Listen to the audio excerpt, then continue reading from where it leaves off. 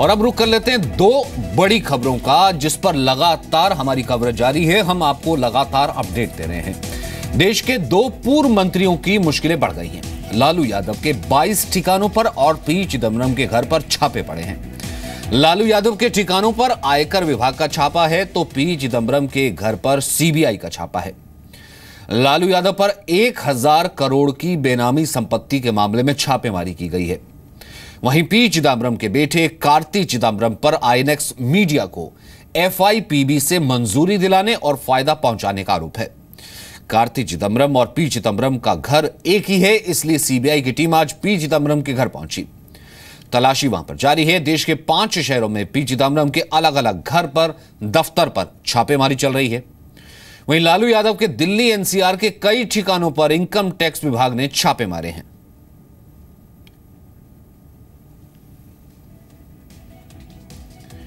लालू यादव और अन्य के ठिकाने पर इनकम टैक्स की छापेमारी चल रही है। वहीं पी चिदम्बरम और उनके बेटे के ठिकानों पर सीबीआई ने छापेमारी की है।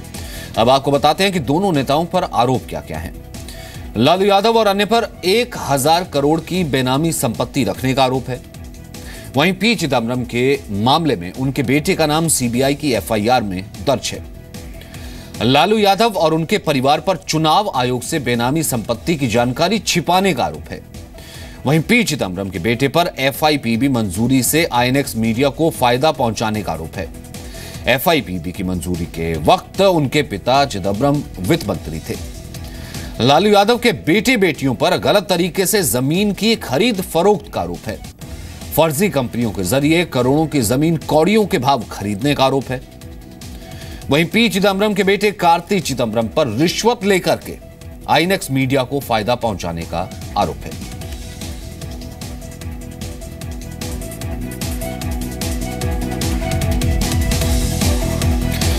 तो देश के वित्त मंत्री रहे और गृह मंत्री रह चुके पी चिदम्बरम के घर पर सीबीआई के छापे पड़ रहे हैं। चिदम्बरम का कहना है कि सरकार उनकी आवाज दबाना चाहती है, इसलिए ऐसी कार्रवाई कर रही है। दिल्ली, मुंबई, गुरुग्राम, चेन्नई में छापे पड़ रहे हैं। सीबीआई ने पूरी तैयारी के साथ छापा मारा है। छापेमारी से पहले सीबीआई ने एफआईआर दर्ज की थी, जिसमें उनके बेटे कार्ति चिदम्बरम समेत 7 लोगों के नाम हैं। यह मामला 2007 में एफआईपीबी यानी कि फॉरेन इन्वेस्टमेंट प्रमोशन बोर्ड से मंजूरी से जुड़ा हुआ है।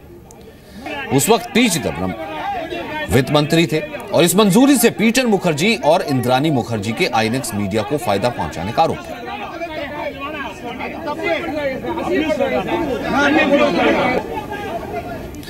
अब आपको आसान शब्दों में बताते हैं कि रेड क्यों पड़ी। 2007-8 में एफआईपीबी यानी कि फॉरेन इन्वेस्टमेंट प्रमोशन बोर्ड की मंजूरी दिए जाने को लेकर यह छापेमारी हो रही है।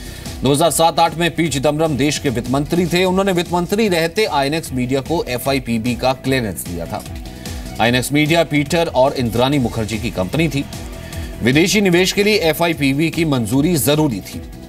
मामले में चिदम्बरम के बेटे कार्ति चिदम्बरम पर आईएनएक्स मीडिया को क्लियरेंस देने के बदले रिश्वत लेने का आरोप है। आईएनएक्स मीडिया शुरू करने वाले पीटर और इंद्रानी मुखर्जी इस वक्त जेल में हैं।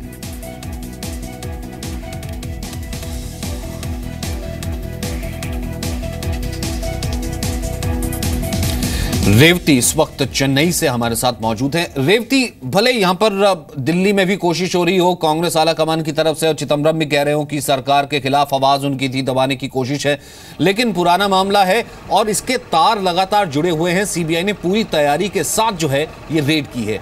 इस वक्त क्या कुछ चल रहा है और क्या कुछ मिल सकता है या फिर मिलने की तैयारी है जिसको लेकर के रेड की गई है? पर रेड्स अभी भी चल रही है 8 जगह पे चेन्नई में और तमिलनाडु के अलग अलग जगह पे भी और कंट्री के देश के कई और जगह पे भी रेड्स अभी भी चल रही है। सीबीआई ने रेड्स शुरू किया सुबह 6 बजे और ये 2007-8 की मामला है, लेकिन ये एफआईआर में ये क्लियरली बताया गया है कार्ति चिदम्बरम है।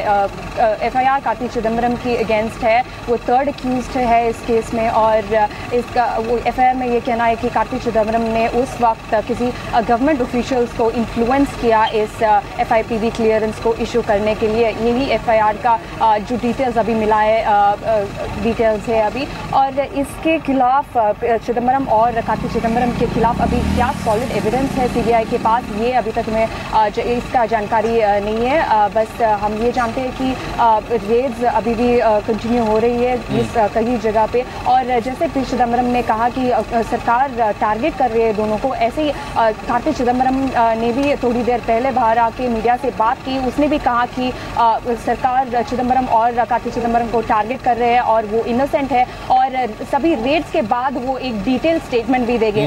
और हमने सीनियर कांग्रेस लीडर से भी बात किया, और उन्होंने भी बताया कि चिदम्बरम और कार्ति चिदम्बरम अभी लीगली जो भी मेजर्स लेना है वो भी ले सकते हैं, क्योंकि जिस तरीके से हालांकि ये मामला पुराना है और फिलहाल कांग्रेस इसे कह रही है वेंडेटा की, इसे बताने की कोशिश करी, वहीं सीबीआई ये कह रही है कि ये उसके पास पूरी रिपोर्ट्स हैं और पूरे तरीके से ये रेड की गई है। वहीं कांग्रेस ने सीबीआई की कार्रवाई को बदले की भावना बताया है। वहीं बीजेपी नेता सुब्रमण्यम स्वामी ने कहा है कि अगर काले धन के खिलाफ लड़ाई लड़नी है तो सख्त कार्रवाई जरूरी है। तो होना था, उसने कितने अपराध किए हैं, कितने फॉरेन इन्वेस्टमेंट नाजायज को यहाँ उन्होंने अनुमति दी है, और उसके बेटे को खूब पैसा मिला है। 18 देशों में उसने उसकी बैंक अकाउंट्स हैं, हाँ, और घर बने हुए हैं। ये सारी संपत्ति तो अपना देश का, हम ब्लैक मनी के खिलाफ लड़ेंगे तो ऐसा तो करना ही पड़ेगा। जिस दिन से मोदी सरकार केंद्र में आई है, बदले की भावना से कार्रवाई कर रही है। अपने सभी विरोधी के खिलाफ वो सीबीआई का इस्तेमाल कर रही है या और तरह के जो कानूनी दांव पेच हो सकते हैं उससे डराने धमकाने की कोशिश कर रही है। भारतीय जनता पार्टी लगातार विपक्षी एकता से बौखलाई हुई है, और इसीलिए वो जानबूझकर चिदम्बरम साहब के यहाँ जो अपनी ईमानदारी कर्मठता के लिए जाने जाते हैं उन पर ये कार्रवाई